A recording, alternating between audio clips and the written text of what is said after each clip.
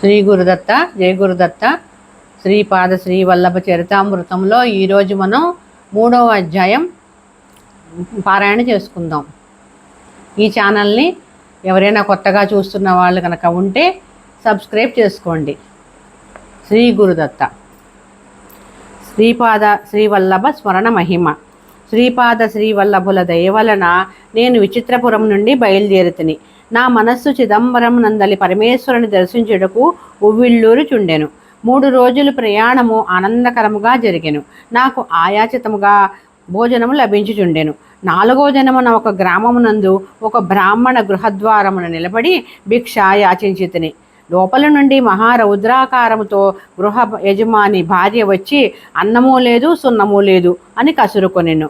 నేను గృహము బయటనే కొంతసేపు వేచి ఉంటిని. గృహ యజమాని బయటకు వచ్చి, అయ్యా, అతిథి అభ్యాగతి సేవలకు నేను నోచుకోలేదు. నా భార్య పరమగయ్యాళి. ఆమెకు కోపం వచ్చిన ఎడలా నా నెత్తి మీద కుండలను పగలగొట్టును. ఈ విషయమున మాత్రము మా గురుదేవుల ధర్మపత్నియు ఈమెయు సమానము. అయితే నా భార్య మాత్రము తను పగలగొట్టిన కుండల యొక్క మూల్యమును తెమ్మని నన్ను బాధించును. మా గురుదేవుల ధర్మపత్ని మాత్రము భాండమూల్యమును తెమ్మని బాధింపదు. ఇప్పుడే నా నెత్తి మీద కుండలు పగలగొట్టబడినవి. మా ఇంట అన్నోదములకు లోటు లేదు. నేను భాండమూల్యమును మాత్రము విధిగా సత్వరమే చెల్లింపవలను. అది నాకు సంకటముగా ఉన్నది. ఈ రోజున సంభావన దొరకు అవకాశం ఉన్న ఎడల ఇబ్బంది ఉండదు. లేని ఎడల ఎవరి దగ్గరో అప్పో సొప్పో చేయవలెను. తిరిగి సంభావనలు దొరికినప్పుడు ఆ అప్పు తీర్చవలెను. నేను సంభావనలో దొరికిన ద్రవ్యములో కొంత భాగమును అప్పులు తీర్చుటకు వినియోగించి మిగిలిన భాగమును ఆమెకి ఇచ్చిచుందును. ఈ పద్ధతి కొంతకాలము వరకు సాగెను. ఈ మధ్యన సంభావనలో దొరుకు యావత్తు ద్రవ్యమును ఆమెయే తీసుకొనిచుండెను. అందువలన అప్పు తీర్చుటకు దారి కనబడటలేదు. నా పరిస్థితి తెలిసిన వారు ఎవ్వరునూ అప్పు ఇచ్చుటకు ముందుకు వచ్చుటలేదు. లోకులు, నీకు అప్పు ఇచ్చిన ఎడలా ఏ విధముగా తీర్చెదవు? మున్ముందు సంభావనలు వచ్చినప్పుడు తీర్చదమనుకొందువా? ఆ దారియును ఇప్పుడు మూసుకుని పోయెను అని అనుచుండిరి. స్థితిపరుడైన నాకు ఎవ్వరూ దానము కూడా చేయటలేదు. పైగా ఎగతాళి చేయుచుండిరి.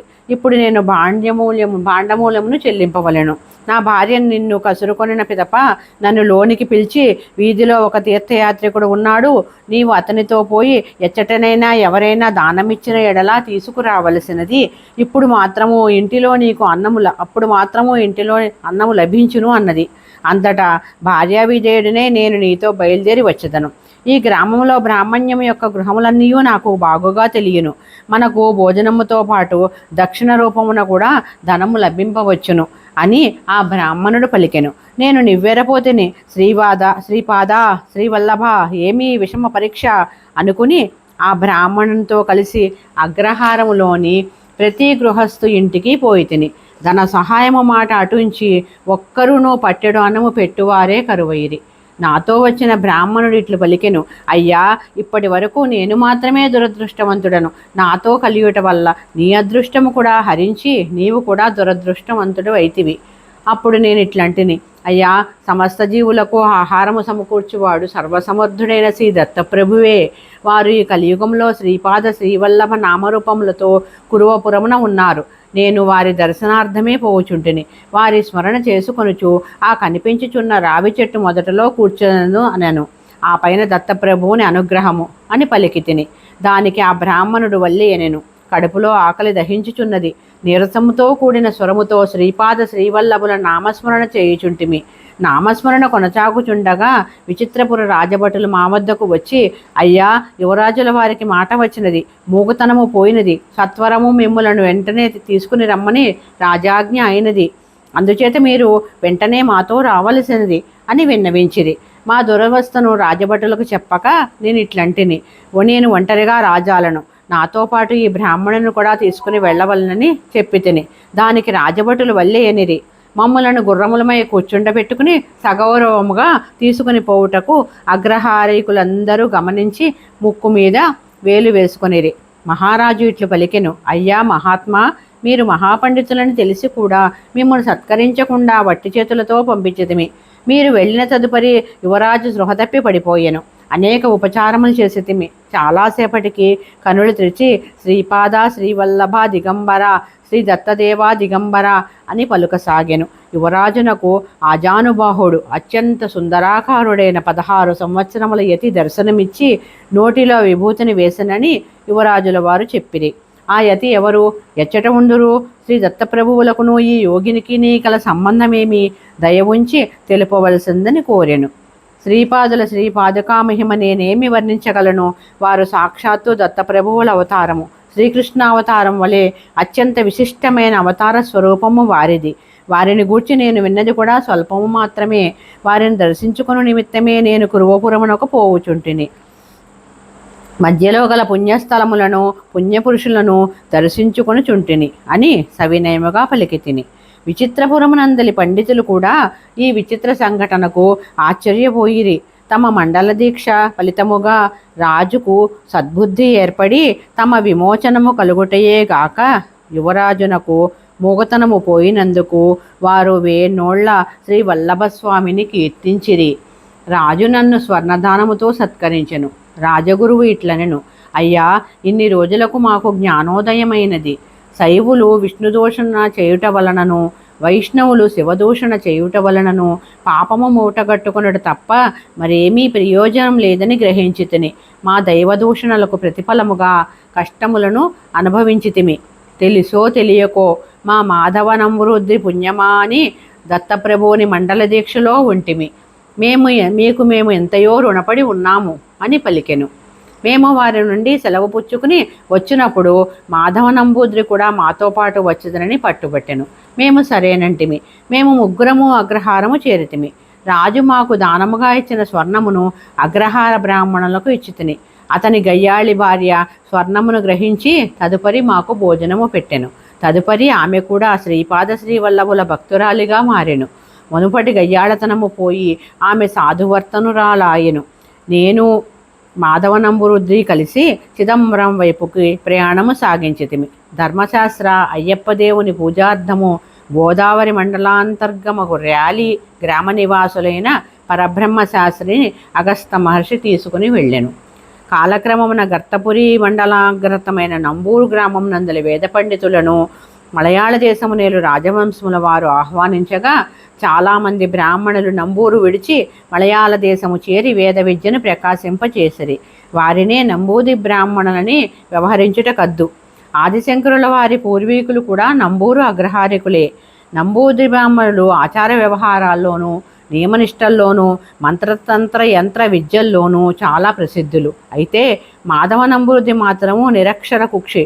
బ్రాహ్మణ గృహములు వంట చేసుకుని జీవించుచుండెను. పసితనముననే తల్లిదండ్రులను పోగొట్టుకునెను. అయినను వారు ఆదరింపరైరి. దత్తప్రభువునందు అతడు అచంచల భక్తి కలవాడు. శ్రీపాద శ్రీవల్లభుల అవతారము గురించి విన్న మీదట వారిని ఎప్పుడు దర్శించదనా అని తహతహలాడుచున్నాడు. మేము చిదంబరదాపులలో సిద్ధమహాత్ములు ఒకరున్నారని విని కొండకోనలలో ఏకాంతముగా ఉన్న వృద్ధ తపస్వి అయిన శ్రీ పళనిస్వామి వారిని దర్శించితిమి. మేము గృహదారమునకు వచ్చేటప్పటికీ శ్రీ పళనిస్వామి మమ్ములను చూసి మాధవశంకరులు ఇద్దరూ కలిసి వచ్చుచున్నారే, ఏమి భాగ్యము అని పలికెను. మేము మా పరిచయమును తెలపకుండగానే మమ్ము పేరుతో పిలవగల వీరు సిద్ధపురుషులని గ్రహించితిమి. కరుణాంతరంగులైన శ్రీ స్వామి, నాయన శ్రీపాద శ్రీవల్లభుల వారి ఆజ్ఞానుసారము నేను దేహమును త్యజించి వేరొక యవ్వనవంతమైన దేహంలోకి ప్రవేశించే సమయము ఆసన్నమైనది. ప్రస్తుత ఈ శరీరము యొక్క వయస్సు 300 సంవత్సరములు. శిథిలమైన ఈ దేహమును త్యజించి నూతన శరీరంలో మరొక 300 సంవత్సరములు ఉండవలనని శ్రీపాదుల వారి ఆజ్ఞ. జీవన్ముక్తులైన వారు జనన మరణ రూప సృష్టిక్రమమును దాటిన వారు కూడా శ్రీపాదుల వారు తిరిగి రమ్మని ఆజ్ఞాపించిన వచ్చి తీరవలసిందే. సమస్త సృష్టిని నడిపించు మహాసంకల్పమే శ్రీపాద శ్రీవల్లభ రూపమున అవతరించింది. వారి అవతరణము ఉన్నతమైన సూక్ష్మలోకముల్లో ఎల్లప్పుడూ జరుగుతూనే ఉన్నందున నరరూపధారి అయి వచ్చుట సకృత్తు. వారిది యోగ సంపూర్ణ అవతారము. వారి అంశావతారములు ఎల్లప్పుడూ ఈ భూమి మీద భక్తరక్షణార్థము అవతరించుచునే ఉండును. నాయనా శంకర, నీవు విచిత్రపురమున కాణాద మహర్షి గురించి వారి కణ సిద్ధాంతము గురించి వచించితివే, కాస్త వివరింపుము అని పలికిరి. స్వామి నన్ను క్షమించుడు.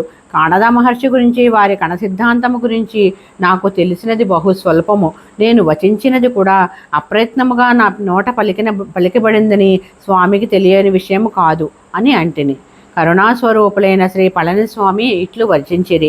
సమస్త సృష్టియును కూడా పరమములైన అణువులచే నిర్మించబడింది. అటువంటి పరమాణువుల కంటే కూడా సూక్ష్మమైన కణముల ఉనికి వలన విద్యుల్లతలు ఉద్భవించును. సూర్యుని చుట్టూ గ్రహములు వివిధ కక్షలలో మహావేగముతో సూక్ష్మమైన స్థితిలో ప్రాణుల యొక్క సమస్త భావోద్వేగాల సంధనలు ఉండును. స్పందనశీలమైన ఈ జగత్తులో ఏదీ స్థిరముగా ఉండజాలదు. చంచలత్వమే దీని స్వభావము. క్షణక్షణము మార్పులు చెందుటయే దీని స్వభావము. ఈ స్పందనల కంటేనూ కూడా సూక్ష్మస్థితిలో దత్తప్రభువుల వారి చైతన్యం ఉండును. వారి అనుగ్రహము పొందుట ఎంత సులభ సాధ్యమో అంత కష్టసాధ్యము కూడా. ప్రతి కణమును అనంత భాగాలుగా విభజిస్తూ పోయిన ఎడల ఒక్కొక్క కణభాగము శూన్య సమానమగుచుండును. అనంతములైన మహాశూన్యముల సంయోగ ఫలితమే ఈ చరాచర సృష్టి. పదార్థము సృష్టి అయినట్లే పూర్తిగా దీనికి భిన్నమైన వ్యతిరేక పదార్థము కూడా ఉండును. ఇవి రెండును కలిసినప్పుడు వ్యతిరేక పదార్థము నశించును. పదార్థము తన గుణగణములను మార్పు చేసుకొనును. అర్చావతారములలో ప్రాణప్రతిష్ఠ జరిగినప్పుడు ఆ విగ్రహముల మూర్తులు చైతన్యవంతముగానే ఉండి భక్తుల మనోభీష్టములు తీర్చుటకు సమర్థవంతమగును. సర్వమంత్రములను కుండలియందే కలుగును. దానియందే గాయత్రి కూడా కలిగింది. గాయత్రి మంత్రము నుండి 3 పాదములు కలవని అందరూ భావింతురు. అయితే గాయత్రి మంత్రమునందలి 4వ పాదము పరోరజసి సావదో అని ఉన్నది. చతుష్పాద గాయత్రి నిర్గుణ బ్రహ్మమును సూచించినది అయి ఉన్నది. కుండలిని శక్తి 24 తత్వాలలో ఈ జగత్తులను సృష్టి చేయును. గాయత్రి యందు కూడా 24 అక్షరములు కలవు. 24 అను సంఖ్యకు గోకులము అని కూడా పేరు కలదు. గో అనగా 2, కులము అనగా 4. బ్రహ్మస్వరూపము మార్పులకు అతీతము కనుక 9 సంఖ్యతే సూచితము. 8 అనున్నది మహామాయా స్వరూపము. శ్రీపాద శ్రీవల్లభులు తనకు ఇష్టమైన వారి నుండి దో చౌపాతి దేవులక్ష్మి అనుచుండిరి వారు. జీవులందరికీ ప్రతిస్వరూపము పరబ్రహ్మమే కనుక పతిదేవ్ అనున్నది 9 సంఖ్యను, లక్ష్మి అనున్నది 8 సంఖ్యను, దో అనున్నది 2 సంఖ్యను, చౌ అన్నది 4 సంఖ్యను సూచించినది అయి ఉన్నది. దో చపాతి దేవ్ లక్ష్మి అనుటకు మారుగా అపభ్రంశముగా విచిత్రముగా దో చౌపాతి దేవులక్ష్మి అని పిలుచుచు 2498 సంఖ్యను జీవులకు గుర్తు చేయుచుండిరి. గోకులమునందలి పరబ్రహ్మము పరాశక్తి శ్రీపాద శ్రీవల్లభ రూపమునే ఉన్నవి. శ్రీకృష్ణ పరమాత్మయే శ్రీవల్లభులని తెలియము. గాయత్రీ మంత్రస్వరూపము వారి నిర్గుణ పాదుకలని గుర్తించదము. నాయనా శంకర, స్థూల మానవ శరీరమునందు 12 రకముల భేదములు కలవు. అందరికీ అనుభవైక్యమైన వేద్యమగు స్థూల శరీరము స్థూల సూర్యుని ప్రభావమునకు లోనగున్నది. ఒకదానికంటేనూ మరి ఒకటి సూక్ష్మ సందనలతో కూడిన శరీరములు క్రియాయోగ సాధన వలన చేకూరును. ఈ 12 భేదముల్లో కూడిన శరీరములు ద్వాదశాదిత్యుల ప్రభావమునకు లోనగుచుండును. అయితే శ్రీవల్లభులు ద్వాదశాదిత్యుల కంటేనూ కూడా అతీతమైన వారు కనుక వీరి యొక్క దివ్యస్థూల శరీరము చిత్ర విచిత్రములైన దివ్య స్పందనలను కలిగి ఉండును. మానవ శరీరముతో శ్రీ పీఠికాపురమును అవతరించుటకు ముందే అనగా 108 సంవత్సరములకు ముందే శ్రీవల్లభులు ఈ ప్రదేశమునకు విచ్చేసిరి, నన్ను అనుగ్రహించిరి. ఇప్పుడు కురువపురమున ఏ రూపములో ఉన్నారో అదే రూపముతో వారు ఇచ్చటకు విచ్చేసిరి. వారి దివ్యలీలలకు అంతమెక్కడిది? శ్రీవల్లభులు ఇచ్చటకు విచ్చేసిన తదుపరి కొంతసేపటికి హిమాలయమునందలి మహాయోగులు బదరీ క్షేత్రములో బదరీనారాయణుని బ్రహ్మకమలములతో పూజించిరి. ఆ బ్రహ్మకమలములన్నీయు ఇచ్చట శ్రీచరణ మూలకడ పడుచుండుట గమనించితిని. వారు దేశకాలములకు అతీతులు అని వచించెదను. నేను శ్రీ పళనిస్వామి వారి దివ్యవచనములతో అనిర్వచనమైన అనుభూతిని పొందితిని. స్వామి, బ్రహ్మకమలమనగానేమి, అవి ఎచ్చట లభించును? వానిచే పూజించిన శ్రీదత్తప్రభు సంప్రీతులగుదరని మీ వచనముల వల్ల తెలియచున్నది. దయచేసి నా సందేహము తీర్చగోరెద్దును అని కోరెను. దానికి పళనిస్వామి కరుణాపూరిత దృష్టిని ప్రసరించుచూ ఇట్లు తెలియజేసరి.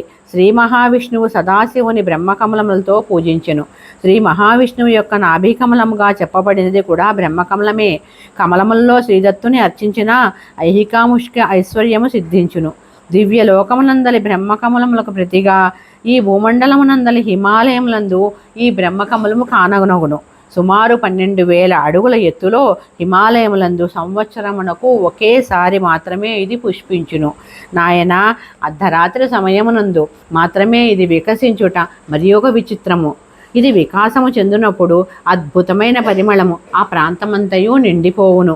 హిమాలయమునందలి సాధకులైన మహాత్ములందరూ ఈ ఈ అద్భుత దర్శనానికి రోజుల తరబడి నెలల తరబడి నిరీక్షింతురు. శరత్కాలము నుండి వసంతకాలము వరకు ఇది హిమములో కూరుకుపోయి ఉండును. చైత్రమాస ప్రారంభములో ఇది హిమము నుండి బయటపడును. గ్రీష్మకాలమంతయు వికాస ప్రక్రియ జరుగుతుండును. అమరనాథ్ నందలి అమరేశ్వర హిమలింగ దర్శనమగు శ్రావణ శుద్ధ పూర్ణిమ ప్రాంతము నందు అర్ధరాత్రి సమయమందు ఇది పూర్ణ వికాసము చెందును. నాయనా శంకర, సాధకులు, మహాతపస్సులు, సిద్ధపురుషుల కోసం మాత్రమే, కేవలము హిమాలయములందు మాత్రమే ఈ అద్భుత లీల ఎప్పటికీ జరుగుచుండును. బ్రహ్మకమలము యొక్క దర్శనము వలన సమస్త పాపములు నశించును, యోగ విఘ్నములు అంతరించును. ఇది సద్య ఫలితము ఇచ్చు అద్భుత లీల కావున యోగులు, తపస్సులు వారి వారి మార్గములలో ఎంతో ఉన్నతిని పొందెదరు. ఇది వికసించిన తదుపరి విధిరీత్యా ఎవరికి దర్శన భాగ్యం ఉన్నదో వారికి ఆ దర్శన భాగ్యము కలిగిన తదుపరి బ్రహ్మకమలము అంతర్ధానమగును. నాయనా శంకర, నేను దశదిన దీక్షతో తపస్సమాధిలో ఉండదలిచితిని. ఆప్తులైన మానవులు ఎవరైనా వచ్చినడెలా తపస్సమాధికి భంగము కలగకుండా నీవును మాధవుడును దర్శనము చేయవలసినది. పాము కాటుచే చనిపోయిన వారు ఎవరైనా వచ్చిన ఎడలా స్వామి యోగ సమాధిలో ఉండెని నీవు. అందుచేత శాస్త్ర ప్రకారము చనిపోయిన వారి శరీరమును నదీ ప్రవాహములో విడిచివేయుట కానీ లేదా పూడ్చిపెట్టుట కానీ చేయవలసిందని నా ఆజ్ఞగా వారికి తెలుపుడు అని వచించెను. శ్రీ పళనిస్వామి తన ఆసనమునందే కూర్చుని తపస్సమాధిలోకి పోయెను. నేనును మాధవుడును ఆర్తులైన భక్తులు వచ్చినప్పుడు ప్రశాంతముగా దర్శనము చేయించుచుంటిమి. వచ్చిన భక్తులలో కొందరు మాకు భోజన సంభారములు సమకూర్చురి.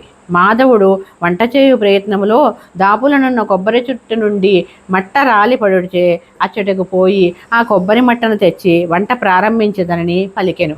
నేను వల్లే ఎంటిని. మాధవునితో మరి ఒకడు బయలుదేరాను. విధి వైపరీత్యము మాధవుడు కొబ్బరి బట్టను ఎత్తబోవునంతలో కొబ్బరి మట్ట చాటునున్న తాచుపాము మాధవుని కరిచెను. 3 మనుషులు పోయి మాధవుని గృహ దరిదాపులకు తీసుకుని వచ్చిరి. శ్రీ స్వామిది అనుల్లంఘనమైన శాసనము గుర్చే మాధవుని నేను పాతిపెట్టదలిచితిని.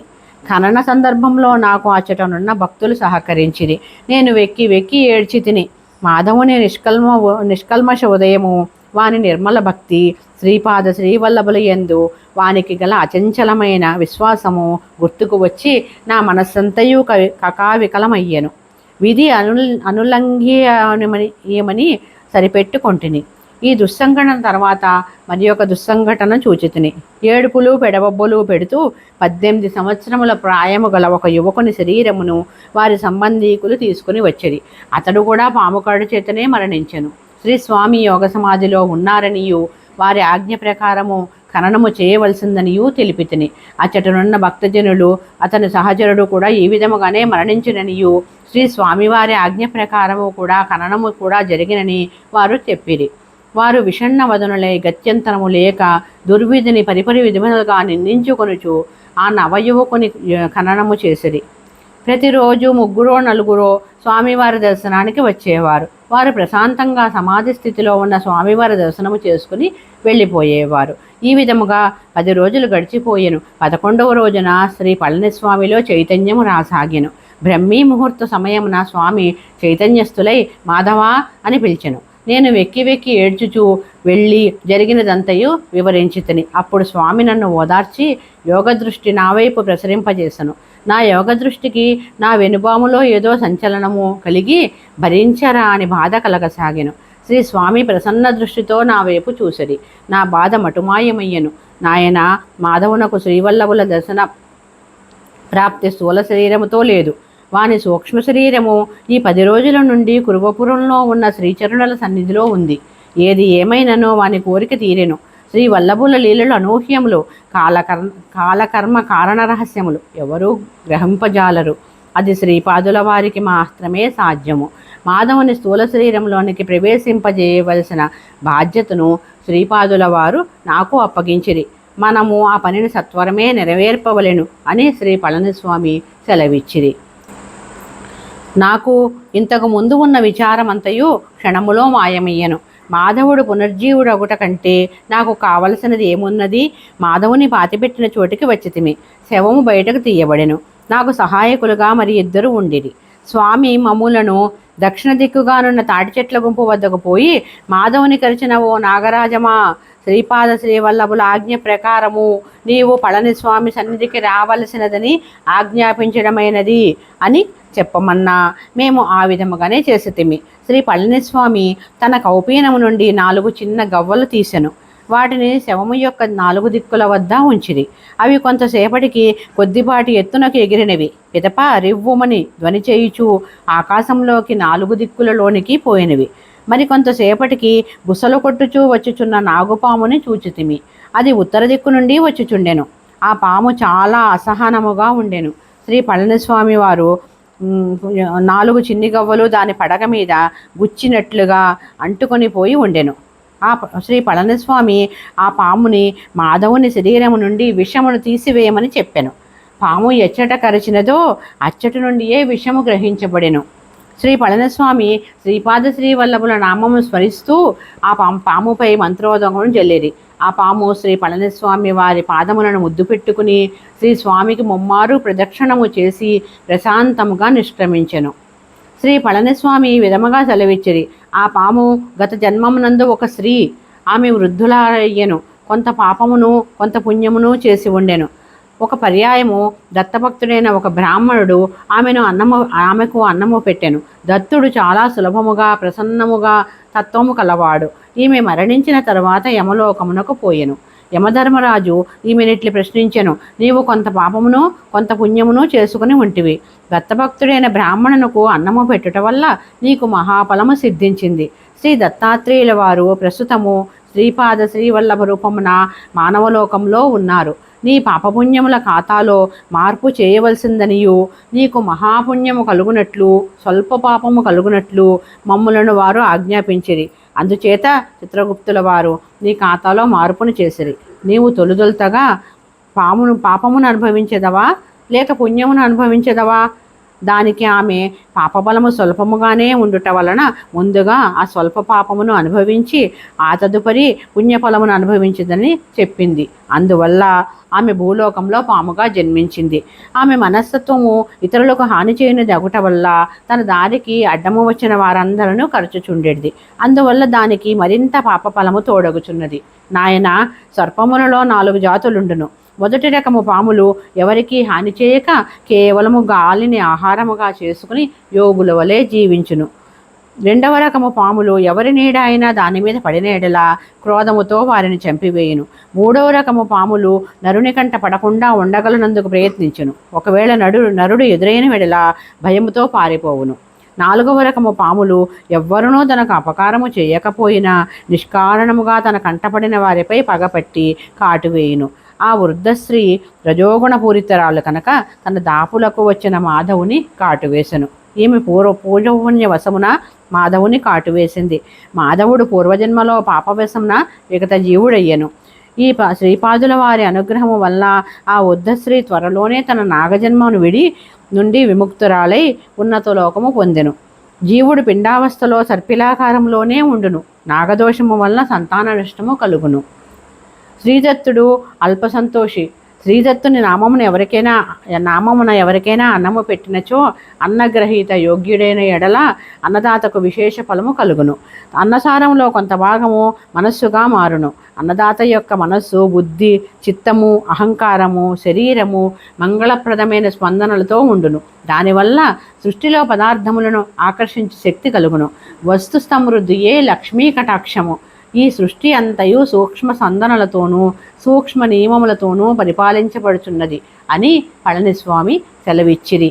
శ్రీవల్లభుల వారి నామస్మరణము ఎంతటి లక్ష్మీప్రదమైనది. వారి అనుగ్రహమును పొందిన వారి అదృష్టమును ఏమని వర్ణించగలను. శ్రీచరణుల అనుగ్రహ విషయమున 10 రోజుల క్రితము భూమిలో పాత పెట్టబడిన మాధవుడు చెక్కు చెదరక ఉన్నాడు. ఇప్పుడు వానికి ప్రాణమును కూడా ప్రసాదించుచున్న శ్రీపాదుల వారి అనుగ్రహమునకు కరుణను దివ్యలీలను ఏమని వర్ణించగలము. మాధవుల్లో చైతన్యము రాసాగింది. వాడు దాహం కొరకు జలమును కోరెను. వారిని అనునయించి పళనిస్వామి నెయ్యి మాత్రమే వాడి చేత త్రాగించిరి. ఆ నెయ్యి కూడా 100 సంవత్సరముల క్రితమిది. మాధవుడు నెయ్యిని త్రాగుటకు నిరాకరించుచుండెను. శ్రీ పళనిస్వామి వానిని అనునయించి నెయ్యి తాగిన తర్వాత మంచినీరు ఇచ్చుదనని చెప్పాను. మాధవుడు నెయ్యి పూర్తిగా తాగిన తర్వాత కొంతసేపటికి పండ్ల రసము ఇచ్చాను, మరి కొంతసేపటికి జలమునిచ్చెను. మాధవుడు పునర్జీవుడయ్యెను. మా ఆనందమునకు మితులు లేవు. మాధవుడు ఇట్లు చెప్పసాగెను. నేను సూక్ష్మ శరీరములో కురువపురము చేరియుంటిని. శ్రీపాద శ్రీవల్లభుల వారు ఆజానుబాహులు, విశాల నేత్రము కలవారు.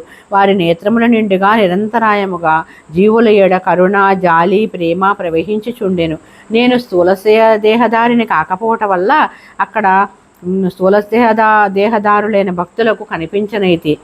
శ్రీవల్లభులు కురువపురంలో ఆ దీవి మధ్య భాగమునకు పొమ్మని ఆజ్ఞాపించిరి. నేను శ్రీవల్లభుల నామస్మరణ చేసుకొనుచు ఆ దీవి యొక్క మధ్య భాగము నుండి లోతులలోనికి పోతిని. భూమి యొక్క లోతులలో భూకేంద్రము వద్ద అనేక ప్రసాదములున్నట్లు కనుగొంటిని. అది పాతాళమని తెలుసుకొంటిని. స్థూలముగా చూచువారికి అచ్చట స్థూల రూప పదార్థము మాత్రమే గోచరించును. నా వలె సూక్ష్మ శరీరములో పోవు వారికి అచ్చట సూక్ష్మమైన రూపమైన లోకము గోచరించును. అచ్చటనున్న నాగజాతి వారు కామరూపదారులు. వారు కోరిన రూపమును ధరించుటకు శక్తి కలిగిన వారు. వారు సాధారణముగా నాగరూపంలోనే సంచరించుటకు ఇష్టపడువారు. అచ్చట నేను అనేక మహాసర్పములను చూచితిని. కొన్ని సర్పములకు వేలకు వేలు పడగలున్నవి. పడగల యందు మణులున్నవి. వాటి ఎందు కాంతి ప్రసారము జరుగుతున్నది. కొన్ని నాగులు యోగముద్రలో ఉన్నట్లు పడగలను విప్పి మౌనముద్రలో ఉన్నవి. ఆశ్చర్యము! అందులో ఒక మహాసర్పం ఉండెను. ఆ సర్పమునకు వేలకు వేలు పడగలుండెను. ఆ మహాసర్పముపై శ్రీపాద శ్రీవల్లభులు శ్రీ మహావిష్ణువు వలె పవళించి ఉండిరి. అచటనున్న మహాసర్పములు వేదగానము చేయుచున్నవి. స్వామి చిదానందముగా ఆ గానమును వినుచుండెను. నా పక్కనున్న ఒక మహాసర్పము ఈ విధముగా చెప్పసాగెను. శ్రీదత్త ప్రభువులు నేపాళ దేశమునందు గల చిత్రకూటములో అనసూయ పర్వతముపై అత్రి అనసూయలకు పుత్రుడుగా పూర్వయుగములో అవతరించిరి. వారు అవతారము చాలించకుండా సూక్ష్మరూపములో నీలగిరి శిఖరమున, శ్రీశైల శిఖరమున, శబరిగిరి శిఖరమున, సహ్యాద్రి యందు సంచరించుచుందురు. దిక్కులే అంబరముగా వస్త్రముగా కలిగిన వారు దిగంబరులని ప్రఖ్యాతి చెందెదరు. సహ్యాద్రి నందు వారు యోగనిష్ఠులైరి. వారు నాద సాంప్రదాయమైన గోరక్షానాథునకు కూడా క్రియాయోగమును ఉపదేశించిరి.